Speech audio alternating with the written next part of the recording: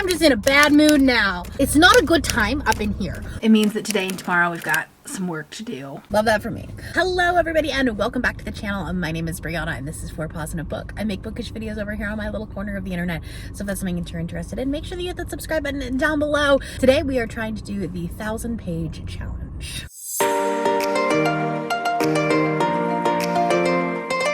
So there are a lot of these fun little challenges to your reading that are all over BookTube right now and Book Talk. I did the trying to read for 24 hours a couple of times, and 24 hours of reading, not consecutive 24 hours, you know what I mean. And that went over with mixed success. There is the one where you try to read for 24 hours straight, but I'm gonna do something a little bit differently, and I'm gonna see how long it takes me to read 1,000 pages. Now I'm doing this thing called NaNoReaMo, which is like NaNoReaMo, but reading, because I want to participate, but also I don't want to write anything. So we're doing NaNoReaMo. This was a concept that was originally created by Bethany over at Beautifully Bookish Bethany. I'll link hers down below. She did it last year. She's actually doing NaNoReaMo this year. So I adopted NaNoReaMo this year and I'm kind of doing it over on Instagram, but I thought this would be a fun little addition to the challenge. My goal for the month of November is to read 10,000 pages, which is a lot of pages. I didn't even read that many pages in August, and I read a lot for Amazing Readathon. So this is going to be a big challenge. It equals out to about 334, 333 pages a day. Today is November 3rd. It's the first weekend of November. And so I thought, let's try to read 1,000 pages in a weekend. That should be what I would read in 3 days. That makes sense, right? So that's what we're going to try to do this weekend. It's Friday. I'm about to go into work. And we're gonna see how well we do, okay? So the first book that I'm gonna be reading is The Endgame by Riley Hart. Now this is a author who's going to be at ApollyCon, and this is one of my high priority ApollyCon books. It was on my hopefuls for ApollyCon. I'll link that link up above where I talked about the books that I was really interested in. And this is a queer sports romance, or a queer football romance, about a football player who is in the closet. He's an NFL player who's in the closet, and then I think he's a US senator, if I remember correctly. They meet in a bar at a hotel, and it's gonna get steamy. So this seems like a really good time. I'm also physically reading Ninth House by Leigh Bardugo. I'm annotating it, so it's going a little bit slower, but I'm hoping to have some dedicated time to read that this weekend, where I can just sit down and enjoy it. I'm really enjoying the annotating process of it, and it's looking gorgeous, and I'm just so excited to see what it looks like at the end. But I'm also having a really good time with the book. I don't think it's 5 stars, but I'm enjoying it. I'm having a good time. So anyways, that is my plan. The 2 books that I definitely want to read in this. Obviously I'm gonna have to read more because that's not 1,000 pages. So we'll just see what happens after that. I will be 100% honest. I always like to be really transparent with you on this channel, especially about mental health. My brain is not doing well right now. My mental health is pretty much in the tank. I have had several extremely high anxiety days. I've had a couple of panic attacks over the past couple of days, and it's not a good time up in here right now. I'm kind of hoping that this will give me a little bit of a distraction. Not gonna lie, if I have something to focus on and a goal and a challenge, maybe my brain won't go off into la la land and start having intrusive thoughts, because we don't love those. But anyway, that's where my head is. That's what I'm kind of thinking. If I read a sports romance today, that's super steamy, but doesn't have it's not something where I really have to focus on, then I can just kind of let my brain maybe reset a little bit, relax a little bit, and just have a good time today. That's really what I'm hoping for, because it has not been a great week, not gonna lie. So anyway, that's where we're at. I'm about to head into work, and I will talk to you later. A lot of boring math later. Hi, we're back in the car. It's 5 o'clock in the evening. I am about 90% of the way through The Endgame by Riley Hart. I don't know how many pages that is because I don't know physically, and Audible doesn't tell you exactly what percentage you're at. It's really stupid. At this point, actually no, long time ago, about 40% in, I decided I was hate reading this book. This book is awful. One of the worst queer romances I've ever read in my life. And I've read a lot of not great ones. For the love of all things holy, straight women, stop writing male romances. Please. Because this one, it reeks of fetishization. It's so bad. It's so bad. The amount of times she said ass, and not in a good way, not in a like sexy way. Like, he literally said, I've fallen head over ass for you. That's not, who says that? Who says that? Like, the sex scenes are some of the most cringe things I've ever read. And they feel like a fetish, and I hate it. Like, I should DNF it, but at this point, like, we're just gonna finish it. There's 45 minutes left on my listening speed. And like, I mean, I'm assuming that this woman is straight, but in her bio, she's like, talks about her husband and her kids, and like, and then also says, I predominantly write male romance. And it's such a weird trend in self-publishing that like straight women are writing male romances, and I don't like it. I don't like it. I don't like it. I don't like it. I don't like it. I don't like it. I don't like it. It's giving me the ick. It's giving me the major ick. So anyway, that's where we're at. Yeah, I'm gonna finish it because otherwise I don't know how many pages I read. And I need to know that. I am gonna go see the Taylor Swift concert movie tonight with a friend. So probably won't get much reading done until I'm on my way home, and I'll finish this stupid book. Yeah. Also, I look like a hot mess today. I didn't bring any like foundation or concealer, and my nose is super red because my allergies have been bad. Anyway, I'm just in a bad mood now. Mother will fix it.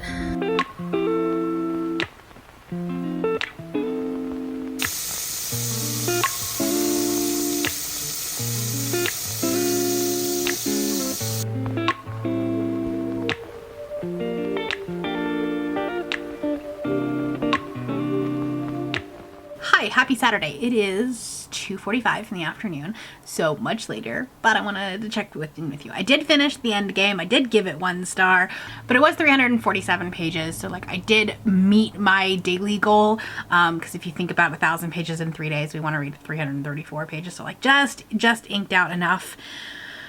But it means that today and tomorrow we've got some work to do to try to get it done. The end game was 1 star. Like I said, I had a very in-depth Goodreads review, so I'll link it down below.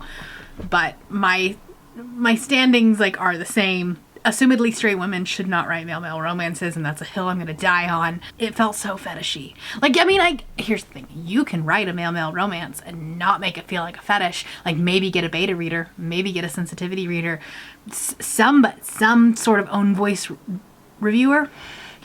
She did not. She just hit publish. And the sad thing is that nobody's really calling it out in the Goodreads reviews. Like, if you read it, there's quite a few Goodreads reviews, and they're all just like her fans. Oh, another amazing book from Riley Hart. Oh, another amazing, whatever. And I'm just like, and the thing is, like, beyond all of that, just in the terms of this actual story, it's not well written. Like, cardboard cutouts of characters, little whispers of a backstory and like trauma, but nothing that's actually fleshed out. But then on top of that, these two characters shouldn't be together at this point in their life, because one character is very out and public about it, and one character is in the closet and needs to be in the closet for his career. And like, so they can't even be seen together in public, because then they'll assume he's a gay man, he's with the gay man. You know what I mean? Like, because they're public figures. So there wasn't like obvious pressuring of like, oh, you should come out so that we can be together. But like, there was a little bit of gaslighting. There was a little bit of like, oh, I wish that we could be together. That kind of thing. And so there's a lot of like subtle pressure and like little bit of gaslighting. Didn't love that. So 1 star, we're done with that.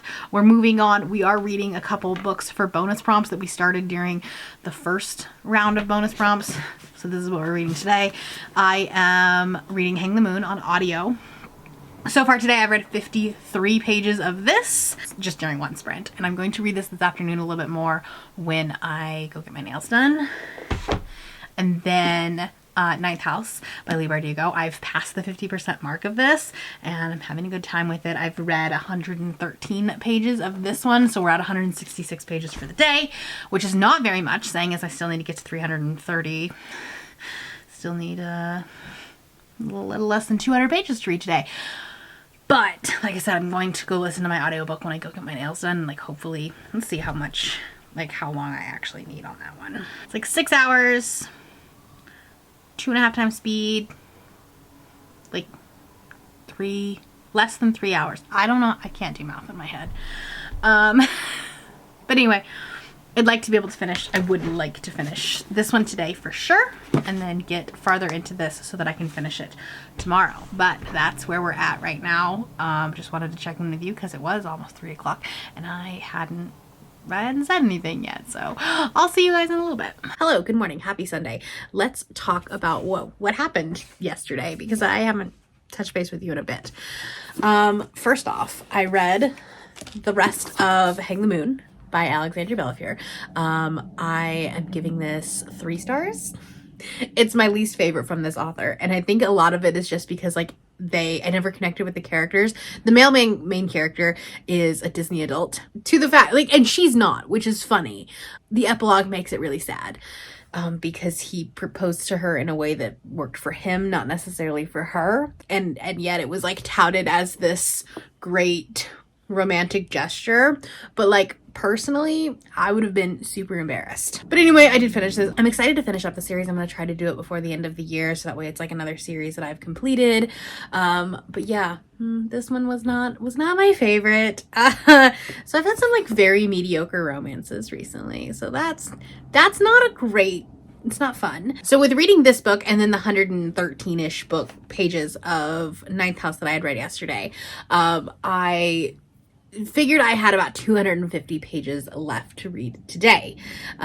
So I had read like, it was like 370, I don't know, I can't remember, but it was right at like I would need to read a substantial amount today. But after I made dinner last night, and then I was like just chilling, we were watching Brooklyn Nine-Nine, and then I decided that I wanted to put in an audiobook and work on my Lego, because I have a Baby Yoda Lego that like has been sitting in his box for a very long time. And I was like, I just want to try it. I did this for like 3.5 hours last night and listened to 310 pages of Saint by Sarah Simone.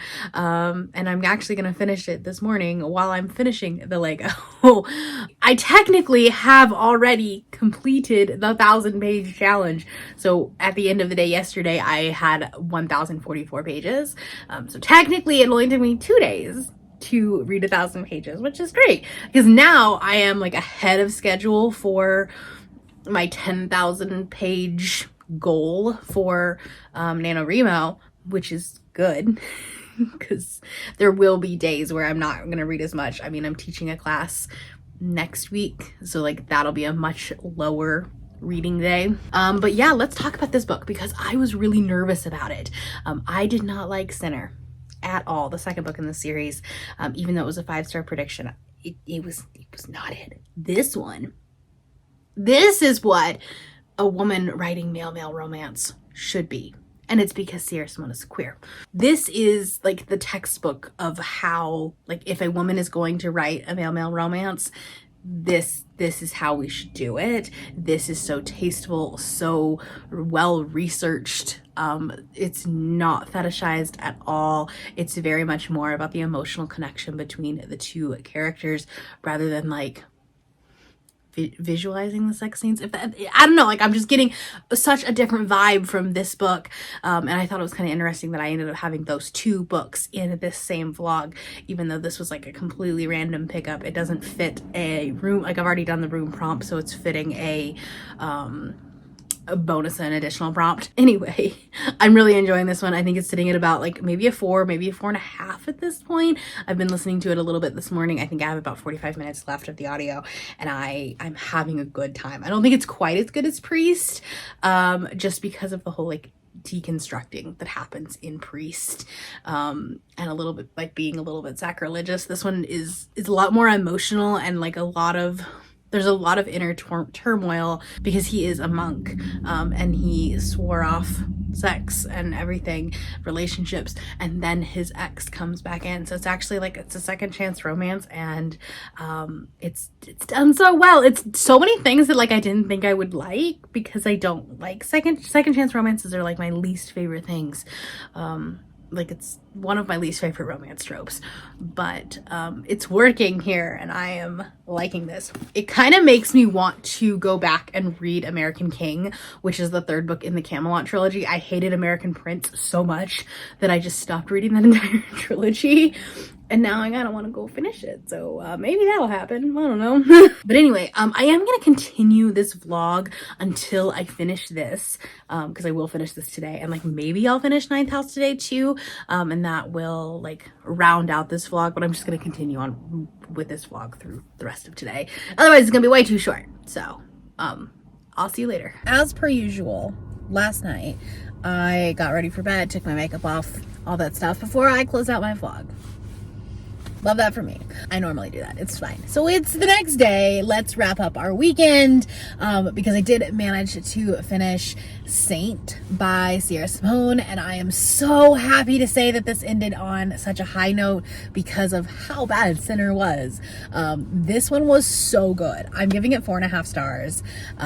It was so much fun. I think that there was a lot of interesting concepts and interesting commentary on religion and being queer and like trying to balance like what the church is saying about your identity and what is actually the truth. And I think that our main character really wrestled with that. And it was so well done. It was so sensitively written that I think that even if you are still like religious of any sort, it's not something that you're going to be offended by. Like the thing is, like with priests, like that is so sacrilegious. I mean, they're doing it on the altar, right? Like it is absolutely flying in the face of religion, which like as a deconstructing person I kind of enjoyed, but this one I think was really well, like it was very tasteful, right? Like it was still steamy, still smutty, and I love how we ended up with two very opposite stories, even though they both were like women that wrote male romances.